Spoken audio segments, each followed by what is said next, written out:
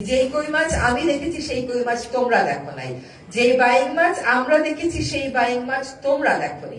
এখন বলা হয় যে আমাদের চিতল মাছ হারিয়ে যাবে। এইগুলো হারিয়ে গেলে একসময় তো আজকে থেকে 10 বছর পরে আমরা গল্প লিখবো যে বাংলাদেশে এইরকম চিতল বলে একটি মাছ ছিল, ওটা আর এখন নেই। চাষের মাছ আর নদীর মাছের মধ্যে কিন্তু অনেক তফাৎ আছে। ওইটা আমাদেরকে বুঝতে হবে যে নদী মানে আমরা মনে করি যারা নদীর কথা বলে তারা একটা রোমান্টিক আইডিয়া থেকে কথাটা বলে, এটা মোটেও সঠিক না। আমরা এমন একটা প্রতিবেশ ব্যবস্থার কথা বলি, প্রাণ ব্যবস্থার কথা বলি, যেটা না থাকলে আমার অর্থনীতি আসলে ক্ষতিগ্রস্ত হয়ে যাবে।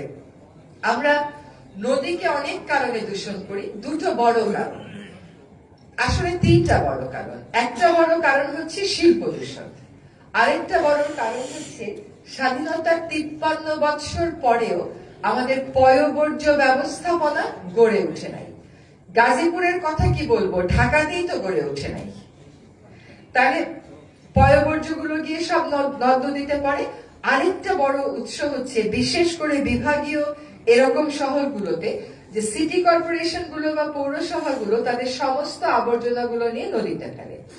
এখন এই যে শিল্প দূষণ, পয়ঃবর্জ্য দিয়ে দূষণ আর গৃহস্থালী বর্জ্যগুলো কেউ দেখবে না নদীতে ফেলে দিয়ে আসে, এইটার সাথে সাথে যোগ হয়েছে আমাদের প্লাস্টিক পলিথিন দূষণ। এইগুলো কিন্তু সব ড্রেন দিয়ে গিয়ে আমাদের নদীতে পড়ে এবং কোন কোন নদীতে 3 থেকে 6 মিটার পর্যন্ত শুধুমাত্র নিচে প্লাস্টিকের একটা আস্তর আছে।